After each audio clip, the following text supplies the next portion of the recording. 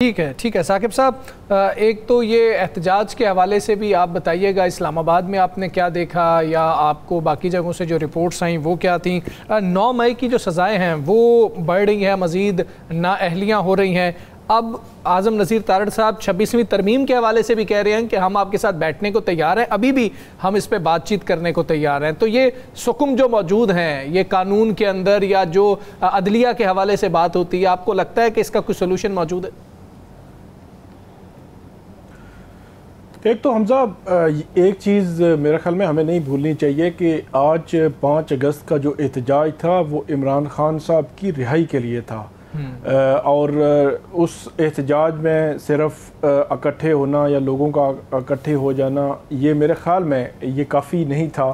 या ये है कि बड़े शहरों में लाहौर की जिस तरह राणा साहब बात कर रहे हैं या पेशावर में हुए, लेकिन पिंडी इस्लामाबाद में अडियाला जेल के इर्द गिर्द जगह उन्होंने रोका हुआ था, लेकिन वहाँ पे भी पार्लियामेंटेरियंस गए या कुछ लोग जो है वो मौजूद थे।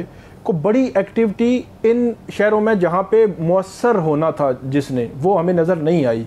ये एक एडमिटेड फैक्ट है।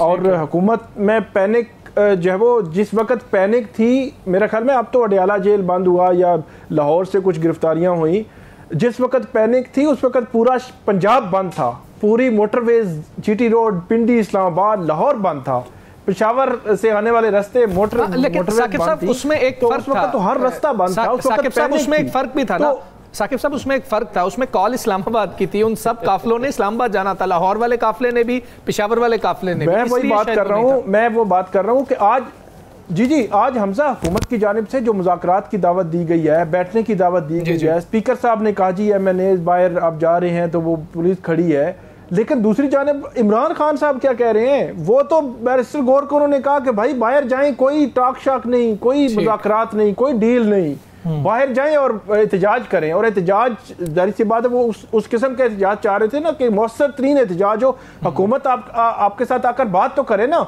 मतलब पिछले जो एहतजाज होते रहे, हुकूमत सुबह 7:30 बजे आज़म खान सवाती साहब के लिए अडियाला जेल नहीं खुली थी, रात के 11:30 बजे बैरिस्टर गोहर एंड कंपनी के लिए अडियाला जेल नहीं खुली थी। आज क्या हुआ है? कुछ नहीं हुआ। आज तो मंगल का दिन था। साकिब साहब हम क्यों बोल रहे हैं, उस वक्त सारे काफिले एक जगह इकट्ठे हो रहे थे। अब हम एक ही बात हम कर रहे हैं, उस वक्त सारे काफिले एक जगह इकट्ठे हो रहे थे। आज क्यों मुज़ाकरात की बात अंदर हुई है? इसलिए हुई है कि आज नजर आया। क्या आज कराची में नहीं कुछ हुआ? क्या आज कराची का आपने नहीं देखा?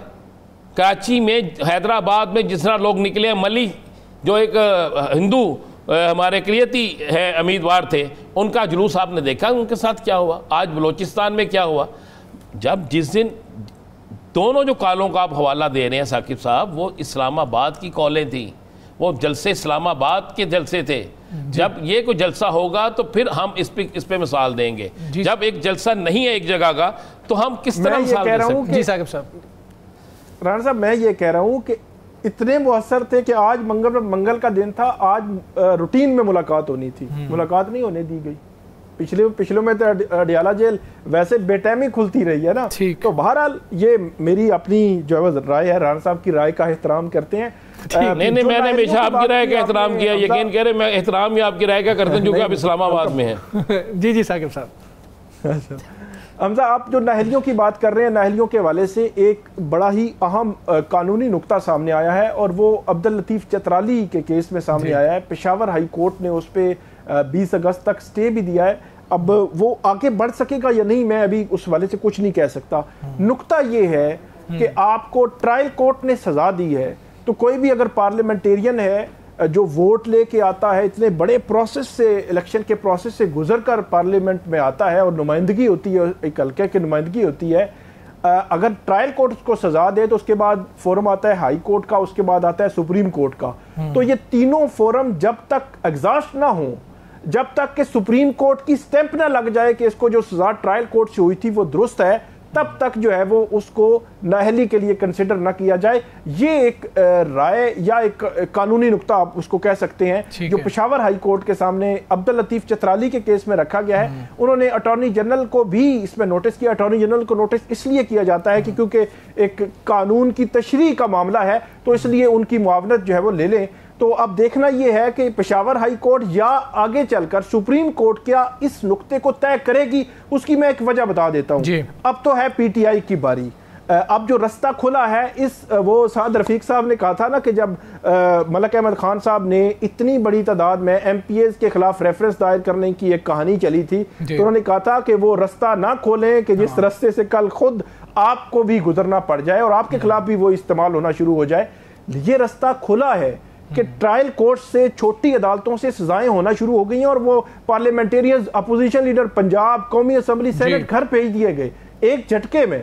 तो ये जो रास्ता खुला है, इस रास्ते को जो आजम नजीर तारड़ साहब ने बात की कि हम क्लोज बैठ के बंद कमरों में कुछ लेजिस्लेशन करें ताकि ये चीजें रुकें, तो हुकूमत को भी हो सकता है, कुछ लोगों को कोई ये इस हवाले से हो ज़हन में कि कल हमारी बारी भी आ सकती है। तो इसको तय होना जरूरी है।